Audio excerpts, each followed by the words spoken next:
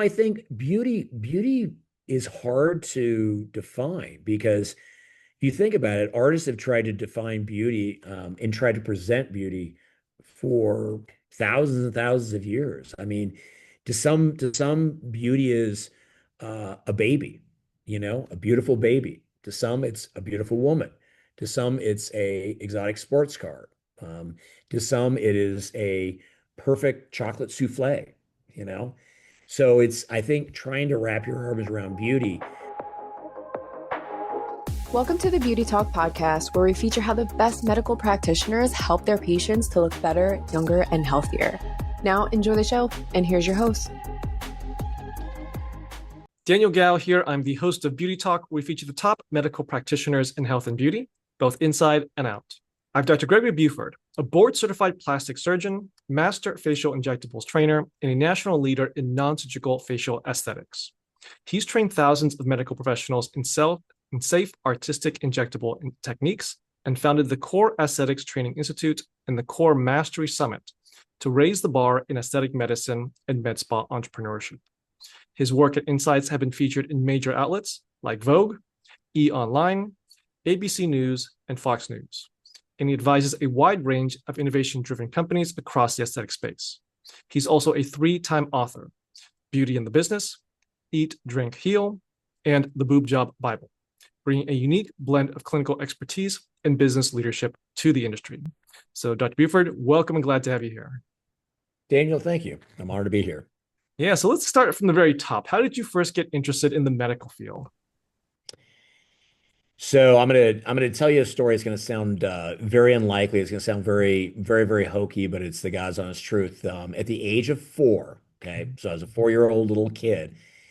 I told my parents, or I told my mom, I think it was, that I was to be called Dr. Bill, that I was going to become a doctor, and that basically launched my career. So why that is, I have no idea. I have no other physicians in the family. It was, I don't know if there was a moment when I was 4, but I basically never looked back. But what's very interesting is I never thought I would be a surgeon because I really wasn't into blood kind of stuff. Long training program, but I'll tell you what, as a plastic surgeon, I absolutely love it. So it's been quite a long ride, but it's been fun. It's been So, fun. Still keeps me smiling. yeah. So So when you first got started, I mean, you knew you wanted to do medicine from a young age, but did you kind of, as you got a little bit older, know you wanted to get into surgery and aesthetics, or like what was that transition of how you decided to get into the aesthetic side of medicine? yeah, so I took kind of a crazy route when I was an undergraduate at UC San Diego. I actually didn't go the standard route. Most people will go into like, biology, chemistry, what have you. I did those actually as minors. I majored, believe it or not, in English. I was actually a literature major with an emphasis in writing. I loved the humanities. I wanted something that was a little bit different. I know that this was probably the last time that I would have the opportunity to really pursue more of a STEAM education, than a true STEM education. Hmm. So then when I went into medical school at Georgetown, had an absolute blast there. I wasn't going there to become a surgeon, but I did spend some time with a couple different types of physicians. I spent time with an ophthalmologist, an oculoplastic surgeon, actually a more specifically a pediatric ophthalmic surgeon that was treating strabismus. That's where the kids' eyes are, kind of cross-eyed and so forth. And I'll tell you what, it was incredibly rewarding. I mean, seeing these kids' lives, I mean, literally change. I mean, it was amazing. But I still was kind of trying to figure out what I wanted to do.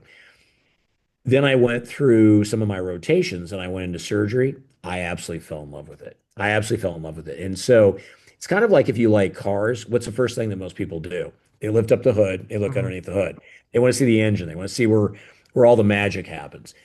So what's neat with surgery is no disrespect to my internal medicine colleagues, my non-surgeons, but I can't just give a medication and wait a couple weeks and see if it works and so forth.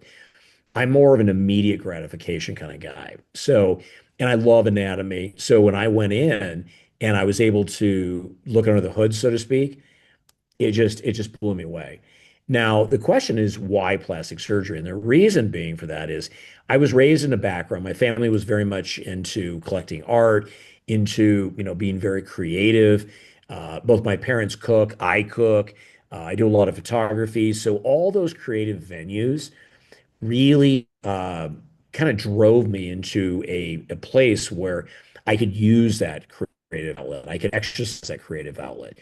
And I would say there's probably no other field other than plastic surgery where things that you do as a surgeon specifically, I mean, are often very, very different from what, a surgeon down the road is doing. So in other words, how I do my breast surgeries, how I do my body surgeries are often very, very, very different. So you kind of leave your mark and you leave your mark of creativity. And so for me, that was why I went into plastic surgery. And so even to now, I mean, I'm still amazed at the anatomy. I'm still, trying to perfect my method. I mean, I think I'm pretty good at what I do. Hopefully, I'm after 26 years, but it's something where I get excited about it because every patient's a little bit different, and it really forces you to do things very, very differently and very, very uniquely. And therein which lies the brand. And I'm all about brands. And so, as a plastic surgeon, I've created a brand through Beauty by Buford, a look of feel, brand differentiation, all those kind of things. So it's been fun. It's been Mhm. fun. It sounds like it. Sounds like you still really enjoy it and still really love it. I do. I do. So, how did you end up deciding to start your own practice? Like, what was the journey that led up to that decision? So I actually started a group practice. And someone told me something years ago, and it really resonated with me, and I think it's very true. It's not always true, but in my case, it was. Partners are great for dancing, and that's about it. So if you're if you're more of a kind of a solo guy, and that's really more what I'm like, I like being able to control my destiny. I like being able to create a brand that's uniquely me. So being able to go solo was really for me it was an appropriate step and a critical pivot. Although what's interesting is over the years I've really created a brand within the group practice. So within that setting, I had initially I called the practice it was Body by Buford, and then I think too many people thought I was either a body shop or a personal trainer. Mm, So we changed that ultimately to Beauty by Buford, and the rest is history. okay. And so, Dr. Buford, you offer a lot of different types of treatments Mhm. or procedures, breast enhancement, body contouring, hair transplants also as well, and then weight loss. Right. I'm sure you also offer a lot of other ones as well. Which ones would you say is probably the most common procedures that your patients come to you for? And why do you think that they're so popular? Yeah, I think within all those, I do a lot of the secondaries. And what that means is I do a lot of revisions. So, Mm, if anyone's watching now, I'm sure all you guys have seen the show Botched. mm, That's the two surgeons on there. I know one of them, I've never met Dr. DeBro, but I've hung out with Paul, but he's a good guy. Um, for me, secondary surgeries are that's my brand. I'm known for that. I'm known for fixing what a lot of other people won't take on, mm. probably because they're a lot smarter. As my surgical assistant, who's also a plastic surgeon, tells me, as I get older, I'm literally taking on the harder cases. Mm, So I don't know if that's a smart thing to recommend to anyone, but mhm, for me, it just challenges me. And so what people come to me for is more of the complex things. I mean, I do the primaries, I do the straightforward ones, but it's more really the challenging cases that my name is more branded for. okay.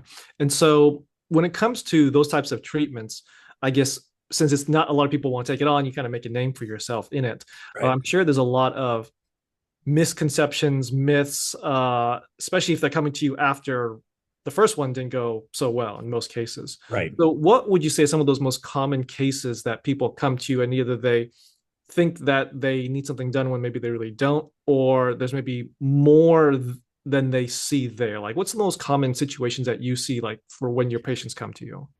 Yeah, I mean, that's a great question. There's a lot of reasons why I'm doing secondary surgeries. I mean, one of them is tissue ages.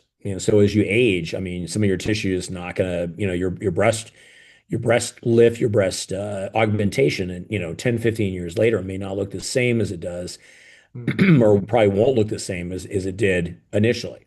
So things age, and that's a given. That's one reason why I do it. I have patients that have developed just age-related changes. The second reason is I also have patients that over time they've developed these changes, but they also might not have gotten the best result initially. So, for example, I do a lot of revisionary tummy tucks. Revisionary tummy tucks can be revised for a variety of reasons. One, the initial surgeon didn't remove enough skin, so they still have laxity. The scar is too high. Um, the it just wasn't positioned well. There's a lot of reasons for that, but I think when you're talking about what people should know, there's a lot of focus on expectations. mm, Okay. And I think in my field, expectations are essential. They're essential because a lot of people come in and they don't have realistic expectations. They may come in and say, I've had three surgeries already, I've already spent all this money, and they don't realize how incredibly complex the next surgery is, but they don't want to pay it. And I get it. I get it. I mean, they've already invested a lot of that. They're frustrated. But what I always tell patients, and this is God's honest truth, is the only thing that's predictable about tissue is the fact that it's unpredictable. mm, And so you're really going into any of these, I would, ask any viewer right now that's contemplating secondary surgery, understand that those surgeries are far more challenging than the initial surgery, far more challenging. And to do that requires a surgeon that is confident, is competent, and that has, I don't want to say has made errors, but has learned what works and what doesn't work in the OR. Because a real challenge with what I do is they don't teach it in residency. Okay. You learn it, it's on the job training, and you literally learn it over the years. And each case it builds upon the last case. So in other words, how I do my breast lifts, how I do my reductions, how I do my revisions, my tummy tucks, all that kind of stuff now changes on a probably on a monthly, every maybe a quarterly basis based upon what I'm learning. And that's fun. That keeps it actually exciting for me. mm. So you mentioned before that it's aging is just part of the process of this. So I'm curious, when your patients come to you, is it I'm sure there's gonna be some situations where they're not happy with it, which you mentioned. It wasn't done Right. as well as it should have been done. But then how many of it is it's just time? It wasn't necessarily a bad job done the first time. It was just, Right. hey, it's been 10, 15, 20 years later. It doesn't look like it did before. I Right. want to revise. So like what would you say is kind of the percentages of it was not done right the first time versus it's just been a long time and this is just the natural course of things? I'd say and that's a great question. I'd say to be very fair, it's probably about a 60-40. So in other words, probably about 60%, maybe even 65%, is just aging. Mm, But the other thing, and I forgot to even add this in, is I work with a lot of young moms, mm, and so any mom that's watching this right now knows pregnancy changes everything. I mean, it really does. Where the way your breasts look like after pregnancy, often very different. The way your abdomen looks, often very different. And so a lot of times, if someone, for example, they've had a breast augmentation and say in their early 20s, they're now 38. My typical patient, 38, 40, has a couple kids. They've gone through a couple pregnancies and their breasts just haven't held up. mm, So it's not that they had it done incorrectly. It's just they changed. They've changed. And so it's the aging process plus the pregnancy process, which thank God for kids because they keep me busy. there you So go. that's that's a huge area.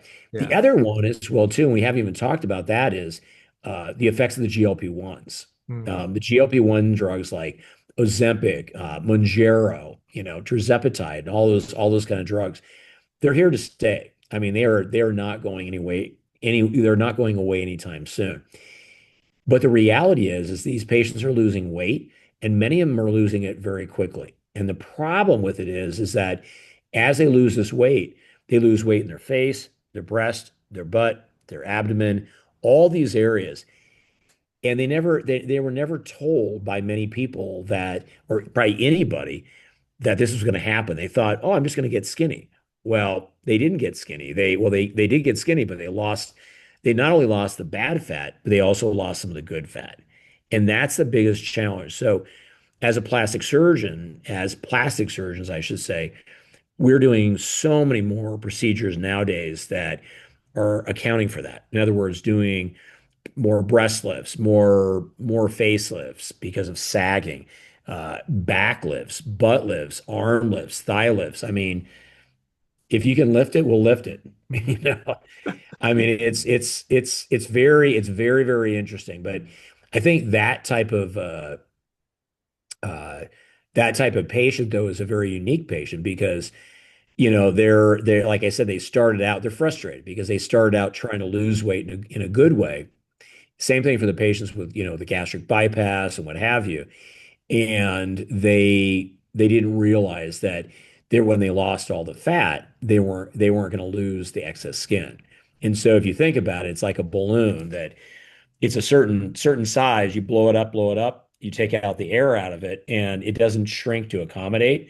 It just kind of falls. Mhm. And that's what happens with a lot of these patients. They just look deflated. Now, Dr. Buford, within that vein, you work on both the surgical and the non-surgical side. So how do you determine when a patient comes in that they've gone through the GLP-1s, they've lost all this weight very, very quickly? In what situations would they need the surgical route? In what situation would they need the non-surgical route? Yeah, that's a great question. And I think 10 years ago, 15 years ago, I would have answered that very differently. And the Mhm. reason I would have answered it very differently is technology has advanced. 10, 15 years ago, we really didn't have the radio frequency microneedling tools at our hands. A lot of the lasers were hokey at best. And I think what's happened is the manufacturers have realized that efficacy is important. And I know that sounds obvious. I mean, you're Mhm. thinking, well, of course it is. I mean, lasers got to work. I can't tell you how many lasers were released when I was in my early practice that didn't work. I mean, there were smoke and mirrors. Mhm. But what's happened now is the bar has been raised. And so these companies now making the devices, I mean, are forced to make devices that actually work. So to answer your question, what I have to ascertain with each of my clients is one, what are they looking to accomplish? When patients say they come in, they say, I've lost all this weight, I've got all this loose skin. What are they really asking for? Are they asking for a gradual change? If so, EBDs or energy-based devices like lasers, RF microneedling, what have you, can be really, really effective tools. If instead they say, you know what, I really want more dramatic changes, then it's probably more surgical. And Mhm. so it's really, I think, as a plastic surgeon, the beauty of it is, again, in the past, there was a saying, to cut is to cure. Okay. I mean, we were, plastic surgeons, people imagine us as these, people walking around with scalpels in their hands all day long, looking at what we can cut. And that was probably true in the past. But now the good plastic surgeon, the really astute, the thinking plastic surgeon, understands that patients aren't always looking for surgical ends. They aren't always looking for that. And even though the non-surgical means might give them a little bit less of a result, that may be what they're looking for. And why is that? Because one, patients may not want the downtime.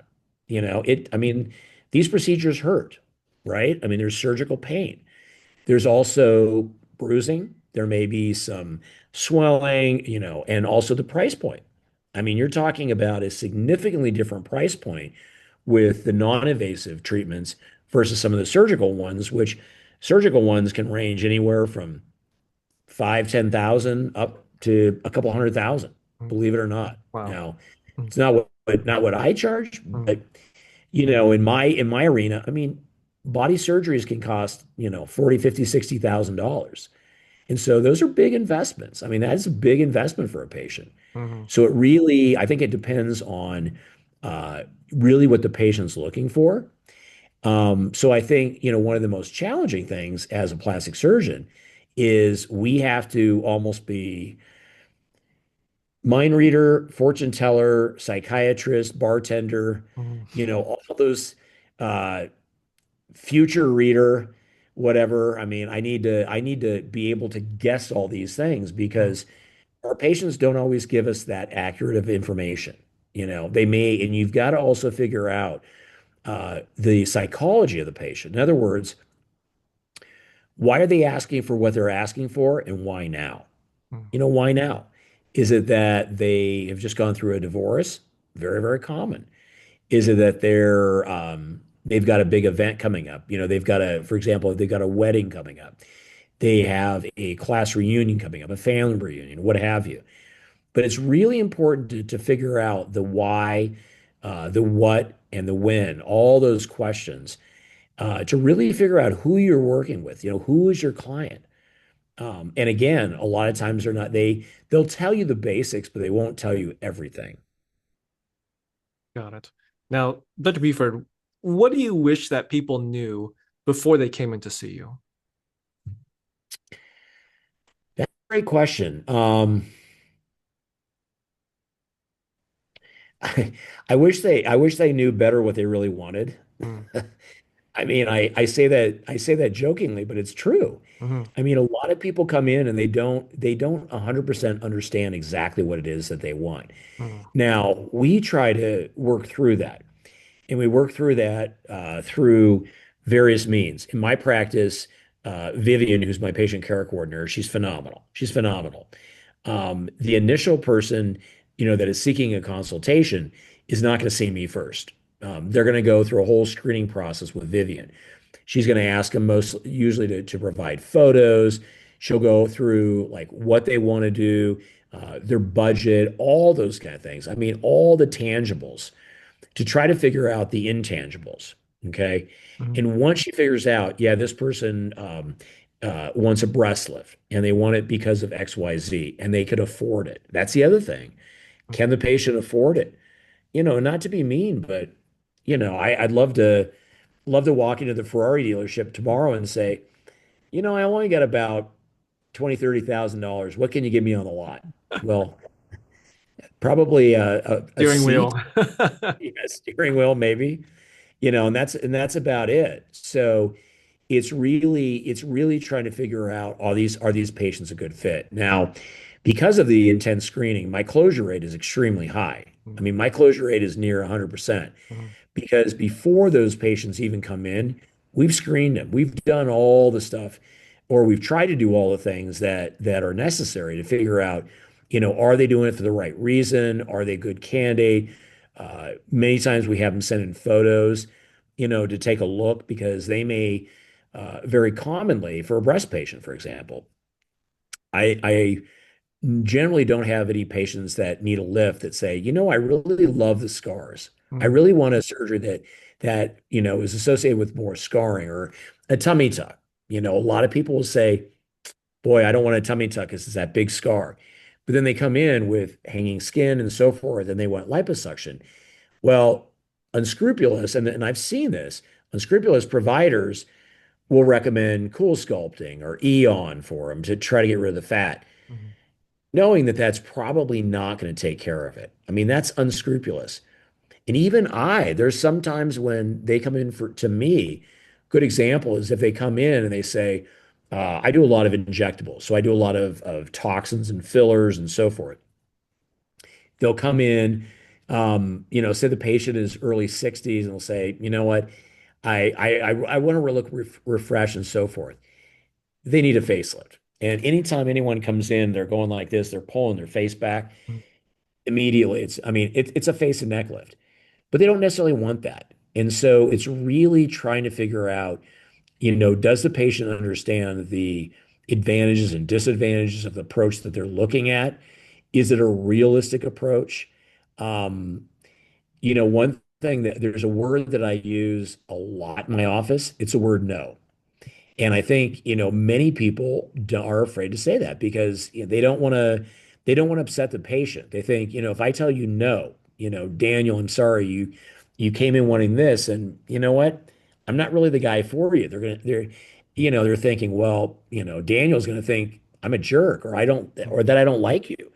And it actually doesn't have anything to do with that. In fact, many times, and especially for injectables, patients will come in and saying, I want my lips done or I want my cheeks done or what have you. And I'll tell them no. And they'll kind of look at me like, do you not like me? And my comment to them is, if I didn't like you, I would do it. If I didn't like you, I would do it. And the reason being is if I didn't like you, I would just take your money, right? I would just take your money and I mean, I wouldn't respect you. But because I respect you and I want to keep you as a client, I'm going to tell you what you need to hear, not what you want to hear, but what you need to hear. There's a saying that I've used for years. I'm not afraid to spend your money, but I'm going to spend it wisely. Okay. So I'm going to spend that money wisely and I'm going to try to direct my patients down the right path. And if you really think about it, I mean, that's the ethical thing to do. And the reality is that if you take good care of your patients and you're ethical with them, they actually return. Okay. If you lie to them, if you say, oh yeah, sure, I'll do this, it turns out with a bad result, and then you tell them, well, that wasn't the right procedure. And they look at me saying, well, you told me that would work. You've got to be ethical. You've got to be ethical, you know. And even on some, what's crazy is even on some of my patients where I've had complications, because complications happen. That's that's another thing that I think you asked, something that I wish patients would understand is that no matter how fancy the doctor is, no matter how nice of an office, you know, I don't care if he or she is in Des Moines, Iowa, or they're in Beverly Hills, California. I mean, the Beverly Hills, California guys get complications, right? It happens. But the most ethical ones and the most experienced ones are the ones that take care of their complications. They don't turf them off. They don't ignore them. They take care of them. I've had some of my biggest cheerleaders be patients that have unfortunately developed complications.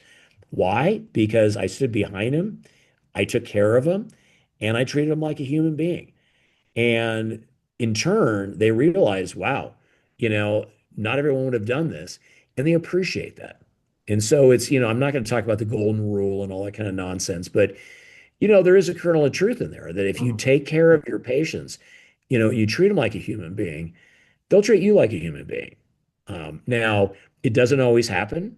Do we ever get interesting patients? I'll call them interesting. Mhm. Yeah. Yeah, we do. I mean, anyone in this space will tell you that, you know, I dye my hair because I have a lot more gray in it than it looks. Mhm. Um, because of some of those days, Mhm. but you just have to take good care of them. Yeah. So on the flip side of that, let's say that somebody is looking to get some type of procedure done, but they don't know which provider to go to. They don't know anybody. Right. What advice would you give to that person? Either look out for this or this is a red flag as they're doing their search. So they can find that provider that is going to be ethical, that it does have the experience, does have the knowledge, and can get them that result they're looking for. Yeah, so here's how I would answer that is, marketing. I know, you're into the marketing arena and I love marketing. But here's the thing about marketing though is marketing can also be smoke and mirrors. Okay, Mhm. it can be smoke and mirrors. I've seen people that I know are in, I won't say which areas, but certain areas of the country, let's just say that people think that if your surgeon comes from that area, oh my God, they're amazing. Not necessarily. I mean, they just pay rent in that zip code. Mhm. That's it. It doesn't mean that they're any better than anyone else. Well, I actually shouted out Beverly Hills. Um, to all my Beverly Hills friends, sorry, not all you guys are good. Okay. And that's the truth. I mean, and I mean, probably some of the big shout out to a friend of mine, Mike Nyack. I mean, Mike Nyack is a very highly respected facial plastic surgeon, and he's in St. Louis, Missouri. Okay. Sorry, Mike, but I don't think it's not a super sexy area, right? But he's a really, really, really good surgeon. Okay. And I mean, I have other friends in Philly and all that kind of stuff. So patients, I think what patients should look at is they should understand that marketing is one thing. Look at the social media. Look at the plastic surgeon's social media. I mean, uh, I'm not saying that my approach is a perfect way, but I don't dance in the OR because I dance. Like a white guy. So I don't dance very well. But I try to give informative things. That's not going to appeal to everyone. That's going to appeal to a certain subset, So not all patients are going to come in and be enamored by me, and I get that. But look at background and training, okay? Look at years of practice, and that doesn't mean that the newer surgeon or newer physician is not good. It just means that they may not have made as many mistakes and ultimately learn as much from those mistakes. And now you're actually benefiting for those years of training, on the job training. Uh, go with reviews a little bit, although I have to tell you, if I see people with 5-star ratings across everything, no.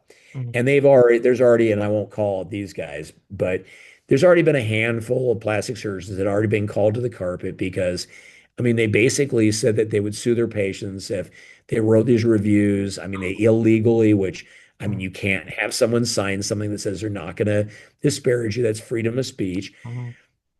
So I mean, having a couple bad reviews, if you go on Amazon, I mean, most things have 5-star and 1-star reviews, right? Mhm. I mean, no one's going to be perfect and not everyone meshes. I mean, I've got a few dings on my credit score. I mean, Mhm. and you know what? I'm human, Mhm. but I've got far more positive.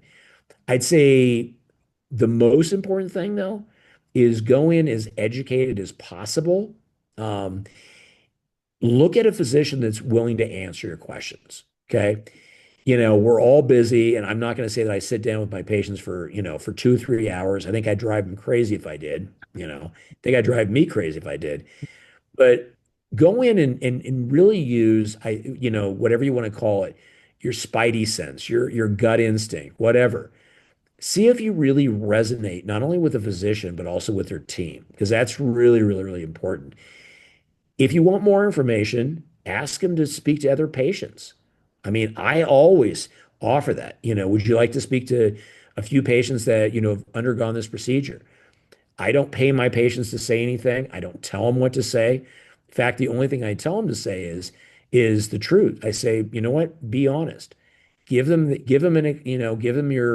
your experience. If you hurt after surgery, say that you did, you know? I think the key thing, I try to treat my patients like intelligent human beings. And I know that sounds like a no-brainer, but I try to, like when I was a kid, what I hated was if I went into a doctor's office and I was going to get a shot and the doctor said, "Oh, this isn't going to hurt at all." Yeah, it does. Shots, no one says, "I can't wait to go in and get a vaccination." No one ever says that. Or, "I am so excited for my blood draw this morning. That's going to be so much fun." No one ever says that, right? So if something is going to hurt, if something is going to be expensive, be honest. Be honest. You're better off to be honest and forthright from the beginning because if you're not, then it'll just catch up with you in the long run. But I think that I always tell patients the gut instinct. Now, what I will say, I'm going to answer your question by also saying that I'm going to flip it around. I've also told patients no. And no, the big no. And the big no is, I don't think there's a fit here. I don't, I'd highly recommend you go see this other person because I just don't think you and I we're not really meshing here. And you know what? That's important because if I get a bad feeling in the consult, Mhm. that's not going to get any better. I Mhm. mean, that's not going to get any better. And what I always tell patients as well too, and they chuckle at this, but it's true. I only work with people I like. True. I mean, I'm busy enough. I only work with people I like. And I can tell you, I have some of the most amazing patients. I have patients that was stuck with me for years.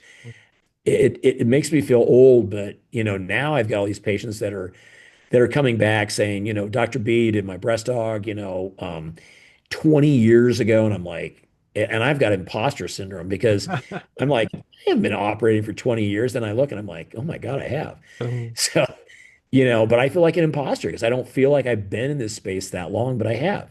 Mhm. And so when you take good care of your patients, your best, no disrespect to social media and website marketing or like that, because that's the way everything works these days.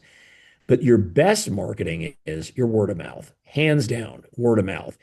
If you have patients that are your cheerleaders, those patients are they're invaluable, and we take care of those patients. I mean, if someone sends in a bunch of patients to us, a bunch of their friends and so forth, we don't have a frequent flyer program. In fact, I intentionally didn't set one up. Mhm. Why? Because I like to surprise patients. I really like to surprise them.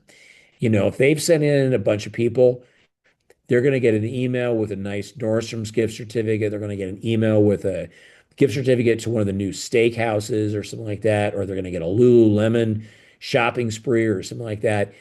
And it depends on the patient because everyone's different, you know? Mhm. I mean, Daniel, you might be a big wine guy, so if I send you a bottle of whiskey, you might be like, I'm not really into that. But I Mhm. send you your favorite bottle of wine just out of the blue and say, hey, you know what? Thank you so much for your loyalty and your trust. I mean, that's pretty cool. Think about the last time that like someone surprised you and gave you a little gift. And it Mhm. doesn't have to be a really expensive gift, but just they surprised you. Think about it. Like you walked around like you're walking on air all day, right? I mean, you're just like, that was really cool. Mhm. So it's just really, I think the other aspect, I would talk about it as well too, is for patients to look at customer service. Look at customer service because that is a dying art. I will tell you that is definitely a dying art. A lot of places do not understand customer service. They don't understand, those little things, those little touch points that make a huge difference. Now, the problem is they can take it too far. I mean, I've had patients where they've said, I called at 8:30 p.m. on a Saturday night and you guys didn't answer your phones. Well, yeah, I'm kind of at home with my family, Mhm. so we're not going to answer our phones. And so there has to be this balance on both sides, but at the same time, pay attention to all the little things. Pay attention to all the little things, and also too, just like I said, use your gut instinct. I mean, gut instincts so many times are so powerful. If you walk into a plastic surgeon's office and you're like, yeah, this doesn't really, he or she does not resonate with me, don't go with them. Don't go with them, you know. So I hope, and I know I've probably not resonated with some patients. I've had some patients didn't resonate with me. Yeah. But, ultimately, I mean, this is going to sound weird, but, having surgery is a very intimate experience. That's about as intimate as you can get, right? Mhm. Yeah. So you want someone that's going to stand behind you. That's important. Great advice there. Now, to be fair, I know we kind of talked a little bit about the how technology has really kind of moved things along, and now there's more, I guess, non-surgical options than surgical. But where do you think the future of aesthetics is going? I mean, that's a really, really interesting question because the field itself, I mean, back when I was starting, I've been doing this for 26 years. Things were progressing quickly, and they were progressing more linearly. Linearly, I think that's the term. Now I would propose that things are changing logarithmically. I mean, technology, think about all the stuff. I mean, AI is just taking over. I mean, we people say, well, when we start using AI, what are you talking about? I use ChatGPT probably a dozen times a day, if not more. So where is it heading? I think we're heading into more automated treatments. And what I mean by that is not necessarily you're gonna go in the OR and I'm gonna introduce you to the robot who's gonna do your breast augmentation. You know, Hopefully not. I mean, it's not gonna be like the Jetsons. Mhm. But what I will say though is there's already companies that are springing up, and I'm working with one that allows you to analyze your face, and actually look at concerns. You can Mhm. analyze it, you take a picture, it points out a few things. Those companies, those AI assisted companies are really going to be powerful in the next couple of years and beyond. AI assisted treatments. So, for example, some of your laser peels, they're routine, and Mhm. so I can tell you there's already companies in this space that are developing robotic arms that can do your laser treatment. And they're just like, do, do, do, do, do, do, do. Think about this. I mean, you already have, some of you already have a device called Artis, ARTES, that is a not completely robotic, but somewhat robotic hair transplant. so it does it robotically. Mhm. I think you're gonna see that assisting a lot. Because if you think about it, robots are steadier, even though as surgeons, I mean, we should have a very, very steady hand. Mhm. But they can also allow us to analyze things. They can allow us, depending upon the information that they're given, because AI is only as good as the information you feed it, Mhm. and that's a fact, is if they're given the proper amount of information, I mean, AI is going to allow us to literally, it already is being used for creating new drugs, for example, and doing it at lightning speeds. Mhm. I think we're going to see that infiltrating all forms of medicine. And is it a bad thing? Yeah, it could be. I mean, we could lose some of the human touch. I mean, I think that what I do as a plastic surgeon is part science, but it's probably one part science, two-thirds art. It really is. I Mhm. mean, there's a lot of art in there. And you can't teach that to a robot. You can't teach that to an AI program. I Mhm. mean, but I'm sure there's going to be programs that if you say, "Hey, I want you to paint this sky in the same way that Vincent Van Gogh or Van Gogh, as you Mhm. pronounce it, Mhm. would do." Yeah, it probably can. It can mimic, give it enough information. So who knows? Maybe I'll be antiquated, in a few years. But I think that that's the way it's going to be AI assisted. I also think regenerative medicine, that's a huge area. Regenerative medicine being the use of stem cells, exosomes, growing your own cartilage, 3D printing things. I foresee, I mean, I'm going to put money on the fact that in the next, I was going to say 5 to 10 years, but that's a broad span. I'd say in the next 5 years, we'll be printing hair. Mhm. Okay. Wow. How cool would that be? You Mhm. take a little bit of hair. I'm already working with a company right now called Acorn Mhm. that you take some hair from the back, you send it in. They use those hair follicles to produce what is called a secretome. Secretome is essentially a mixture, a liquid that is you, but that has growth factors in it. I mean, and it's super, super, super, super powerful. Well, the founder, Drew Taylor, wants to be able to use that to grow cartilage, develop organs, and all that kind of stuff. I mean, it's crazy the kind of advances that we're looking at in probably the next 10 years, and people will say, yeah, well, Buford, that's just science fiction. Well, tell you what, 20 years ago, would you have imagined that we would have essentially a supercomputer in our pocket called the iPhone? I mean, I did. I'll tell you a little thing. I was honored back. What was it? 2018. I gave the college commencement address at my alma mater, go UCSD. So I gave the college address there, and that's actually how I opened. And I talked about how things have changed and how when I was there back in the mid 80s, that the Cray supercomputer was it was a building. It was not in your pocket, it was in a building.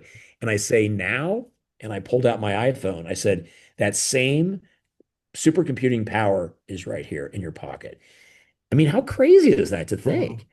I mean, and that was 85. That's not that many. Well, it's a few years, but I mean, think about if that's something that we can do in that period of time Mhm. and things are ramping up with the assistance of AI. I mean, my goodness. I mean, the future it's going to be very different. It's Mhm. going to be very, very different. It's pretty cool. Yeah. Well, I guess it's only time will tell, but I think it's going to be very interesting as well. Right. Okay. Well, Dr. Buford, I have one last question for you, but before I ask it, I do want to point people to your website at beautybybuford.com. Now, Perfect. last question is, what does beauty mean to you? Well, I could say something trite like beauty is in the eye of the beholder and all that kind of nonsense. I think beauty is hard to define because if you think about it, artists have tried to define beauty and tried to present beauty for thousands and thousands of years. I mean, to some, beauty is a baby, a beautiful baby. To some, it's a beautiful woman. To some, it's a exotic sports car. Um, to some, it is a perfect chocolate souffle, you know? So I think, trying to wrap your arms around beauty. Um, to me, beauty is something that makes you think, that inspires you, and that I would say pleases you. Okay. What does that mean? I do a lot of photography. Okay. And I think I've taken some really beautiful shots. And those are shots that when you look at them, they cause you to think. Someone told me one time that good art should either impress you or piss you off. You know, I mean, it should, do one of those things, but it should move you. But if you walk by a piece of art, for example, and it doesn't do anything to you, what good is the art? Mhm. It's the same thing with beauty, Beauty should inspire you, I think in a positive way. Now, some people, the goths will say beauty is dark eyeshadow and long fangs and what have you. Maybe it is, Mhm. you know, but I think it's an ever elusive definition, and I think it's a very personalized decision. Okay, well, there you have it. Dr. Buford sharing his expertise. So, Dr. Buford, where can people contact you in your practice? Yeah, so the best way to contact us is or through our website. So that's beautybybuford.com. You can also send me a personal email as well too. My email is drbuford, that's Dr. Buford at beautybybuford.com. I have a Reddit page called Plastic Surgery Truths where I talk about just that. It's non-selling. I don't solicit anything. I just talk about things you should know. Just come on there, come join us. I've got a wonderful TikTok page where I personally, and you can see, I stutter, I am loss of words sometimes. I use a wrong word because I don't really edit it. And the reason I don't edit it is I don't want to look like the Kardashians, okay?